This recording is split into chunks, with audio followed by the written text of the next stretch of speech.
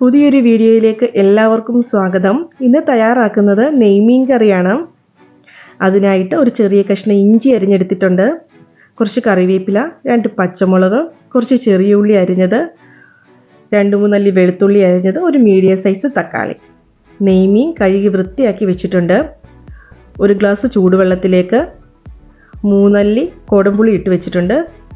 മസാല തയ്യാറാക്കാനായിട്ട് 2.5 table spoon മുളക് പൊടി, 1 ടേബിൾ സ്പൂൺ മല്ലിപ്പൊടി, 1/2 ടീസ്പൂൺ മഞ്ഞൾപ്പൊടി.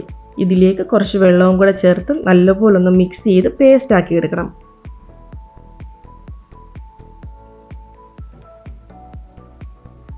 തക്കാളി അരിഞ്ഞ് വേണമെങ്കിലും ചേർക്കാം, അല്ലെങ്കിൽ ഞാൻ മിക്സിയിൽ ഇട്ടടിച്ച് പേസ്റ്റ് ആക്കിയാണ് തക്കാളി എടുക്കുന്നത്. ചട്ടി ചൂടായിട്ടുണ്ട്. ഇതിലേക്ക് 1.5 ടേബിൾ സ്പൂൺ വെളിച്ചെണ്ണ ഒഴിച്ചു കൊടുക്കാം. എണ്ണ ചൂടാകുമ്പോൾ 1 ടീസ്പൂൺ കടുകും 1/4 ടീസ്പൂൺ ഉലുവയും കുറച്ച് കറിവേപ്പിലയും ഇട്ട് കൊടുക്കാം. ഇതിലേക്ക് ഇഞ്ചിയും വെളുത്തുള്ളിയും ചെറിയ ഉള്ളി പച്ചമുളകും ചേർത്ത് ഒന്ന് വഴറ്റിയെടുക്കണം.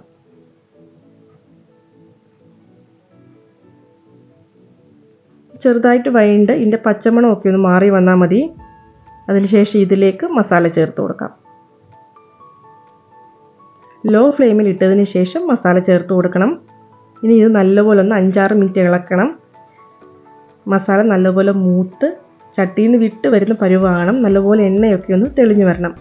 എങ്കിൽ മാത്രമേ കറിക്ക് ടേസ്റ്റ് വരത്തുള്ളൂ.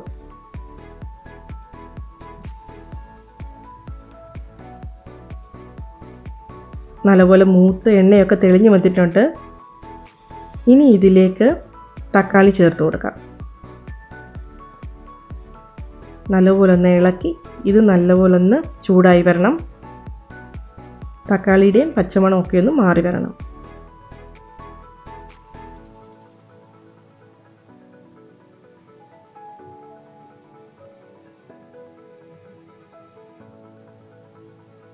ഇനി ഇതിലേക്ക് കൊടംപുളി ചേർത്ത് കൊടുക്കാം.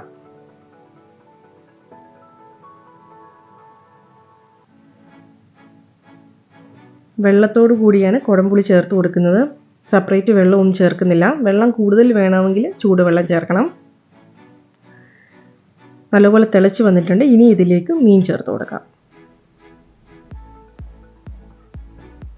മീനെല്ലാം ചേർത്തിട്ടാണ് ഉപ്പിട്ട് കൊടുക്കുന്നത്. ഇതിലേക്ക് ആവശ്യത്തിന് ഉപ്പും കൂടെ ചേർത്ത് ഒന്ന് ഇളക്കി അടച്ച് വെച്ച് വേവിച്ചെടുക്കണം. മീഡിയം ഫ്ലെയിമിലിട്ട് വേണം വേവിച്ചെടുക്കാനായിട്ട്. മീൻകറി നല്ലപോലെ തിളച്ച് വന്നിട്ടുണ്ട്. ഇത് 2 മിനിറ്റ് കഴിയുമ്പോൾ ഓഫ് ചെയ്യാം. ഇനി ഇതിലേക്ക് 1 ടേബിൾ സ്പൂൺ വെളിച്ചെണ്ണയും കുറച്ച് കറിവേപ്പിലയും കൂടി ഇട്ട് കൊടുക്കാം. 2-3 മണിക്കൂറിന് ശേഷം ഈ മീൻകറി ടേസ്റ്റ് ചെയ്ത് അടിപൊളിയാണ്. വീട്ടിലെല്ലാവരും ഇതൊന്ന് ട്രൈ ചെയ്ത് നോക്കണം. വീഡിയോസൊക്കെ ഇഷ്ടപ്പെടുകയാണെങ്കിൽ ലൈക്ക് ചെയ്യാനും ഷെയർ ചെയ്യാനും കമൻറ്റ് ചെയ്യാനും മറക്കരുത്.